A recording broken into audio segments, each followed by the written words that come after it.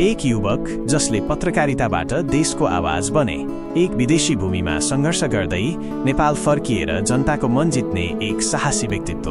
कसैले प्रश्न गरे पत्रकार राजनीतिमा, तर उनले देखाए जब नियत सफा हुन्छ परिवर्तन सम्भव हुन्छ।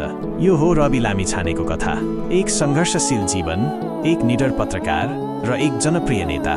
हामी आज उहाँको सम्पूर्ण यात्रा, सफलता, विवाद र योगदानहरूमाथि नजर डाल्दैछौँ। साथ दिनुहोस् हामीसँग एउटा असल नेपालीको जीवनमा। रवि लामिछानेको जन्म सन् 1975 जुन 11 भक्तपुर, नेपालमा भएको थियो। उहाँका पिता लालचन्द्र लामिछानेले रविलाई शिक्षाको महत्त्व र कडा परिश्रमको मूल्य सिकाउनुभयो। रविले प्रारम्भिक शिक्षा भृकुटी माध्यमिक विद्यालयबाट प्राप्त गर्नुभयो र उच्च शिक्षा रत्न राज्य लक्ष्मी क्याम्पसमा अध्ययन गर्नुभयो। पछि उहाँ अमेरिका जानुभयो र त्यहाँ पत्रकारिता र सञ्चारमा स्नातकोत्तर अध्ययन गर्नुभयो। काम खोजीमा सन् 2007 देखि 2017 सम्म रवि लामिछाने अमेरिका बाल्टिमोरमा बस्नुभयो। त्यहाँ उहाँले सबवे रेस्टुरेन्टमा काम गर्नुभयो र पछि 5 देखि 7 वटा शाखाको प्रबन्धक बन्नुभयो। यस अवधिमा उहाँले नेपाली समुदायमा सामाजिक कार्यहरूमा संलग्न रहनुभयो र नेपाली कलाकारहरूलाई अमेरिका बोलाएर कार्यक्रमहरू आयोजना गर्नुभयो। रवि लामिछानेले आफ्नो पहिलो विवाह ईशा लामिछानेसँग 2051 साल मङ्सिर 11 गते सन् 1994 मा गर्नुभएको थियो।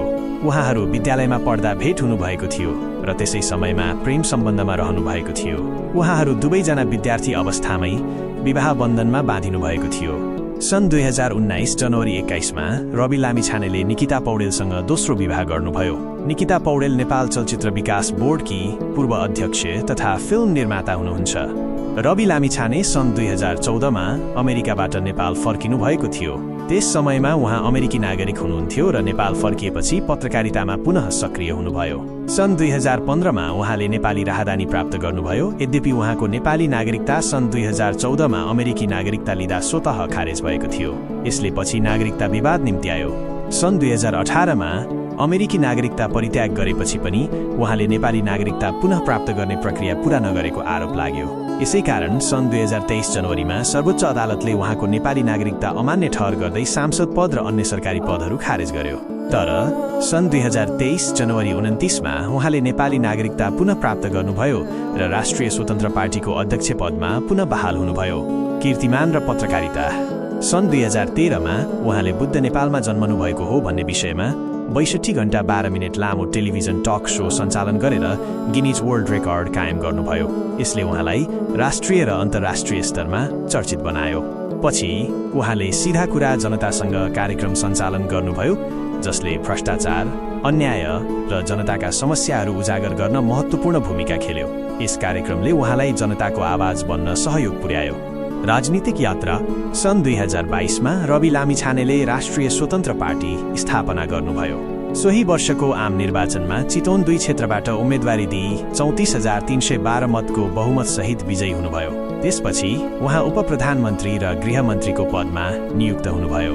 तर नागरिकता सम्बन्धी विवादका कारण 2023 जनवरीमा सर्वोच्च अदालतले उहाँको नेपाली नागरिकता अमान्य ठहर गर्यो, जसले गर्दा उहाँले सबै पदहरू गुमाउनुभयो। पछि उहाँले पुनः नेपाली नागरिकता प्राप्त गर्नुभयो र चितवन 2 मा भएको उपनिर्वाचनमा पुनः विजय हुनुभयो। सामाजिक कार्यहरू। रवि लामिछानेले रवि लामिछाने फाउन्डेसन स्थापना गर्नुभयो, जसले विभिन्न सामाजिक कार्यहरू सञ्चालन गरेको छ। सन् 2017 मा सप्तरीको मुसहर समुदायका लागि 54 वटा घर निर्माण गरेर हस्तान्तरण गर्नुभयो। साथै कालीकोटको राजकोटमा 15 शैय्याको डिजिटल सामुदायिक अस्पताल निर्माणको पहल गर्नुभयो। विवादहरू। रवि लामिछानेको जीवनमा विभिन्न विवादहरू पनि रहेका छन्। आत्महत्या दुरुत्साहन मुद्दा।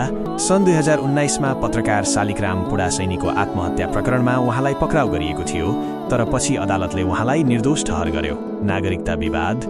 अमेरिकी नागरिकता त्यागेपछि नेपाली नागरिकता पुनः प्राप्त नगरेको आरोपमा उहाँको सांसद पद खारेज गरिएको थियो। सहकारी घोटाला। हाल सन् 2025 मे 23 मा सहकारी घोटालामा संलग्न रहेको आरोपमा उहाँलाई पक्राउ गरिएको थियो। सन् 2025 मे 23 को स्थिति अनुसार राष्ट्रिय स्वतन्त्र पार्टी आरएसपी का अध्यक्ष तथा पूर्व गृहमन्त्री रवि लामिछाने हाल रूपन्देही जिल्लाको भैरहवा कारागारमा न्यायिक हिरासतमा हुनुहुन्छ। उहाँलाई सुप्रिम कोअपरेटिभ घोटालासँग सम्बन्धित मुद्दामा हिरासतमा राखिएको हो।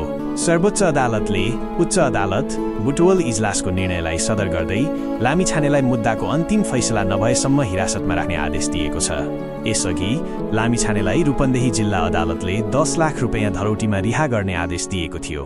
तर सरकारी वकिलको कार्यालयले उक्त निर्णय विरुद्ध उच्च अदालतमा पुनरावेदन दायर गरेपछि उच्च अदालतले धरौटी आदेश खारेज गर्दै लामिछानेलाई पुनः हिरासतमा राख्ने आदेश दिएको थियो। लामिछानेले आफ्नो हिरासतलाई गैरकानुनी ठहर गर्दै सर्वोच्च अदालतमा बन्दी प्रत्यक्षीकरण रिट दायर गर्नुभएको छ। तर हालसम्म उक्त रिटको सुनवाई सम्पन्न भएको छैन। हाल लामिछानेमाथि विभिन्न सहकारी घोटालासँग सम्बन्धित 5 वटा जिल्ला अदालतहरूमा मुद्दाहरू दायर छन्। उहाँलाई कास्की, चितवन, काठमाडौँ, रूपन्देही र अन्य जिल्लाहरूमा सहकारी कोष दुरुपयोग, सङ्गठित अपराध र मनी लन्ड्रिङका आरोपमा अनुसन्धान भइरहेको छ। राजनीतिक रूपमा लामिछानेले आफ्नो पार्टी राष्ट्रिय स्वतन्त्र पार्टीको लोकतन्त्र र संविधानप्रतिको प्रतिबद्धता दोहोर्याउँदै आएका छन्। तर हालको कानुनी अवस्थाले उहाँको राजनीतिक भविष्य अनिश्चित देखिन्छ। यो थियो रवि लामिछानेको जीवन, सङ्घर्ष, समर्पण र विवादले भरिएको छ। पत्रकारिताबाट राजनीतिसम्मको यात्रा उहाँको दृढता र जनसेवाप्रतिको प्रतिबद्धताको प्रतीक हो। यद्यपि विभिन्न विवादहरूले उहाँको छविमा असर पारेका छन्, तर उहाँको योगदानलाई नकार्न सकिन्न। आजको यो भिडियोलाई सबै सामु सेयर गरिदिनुहोला।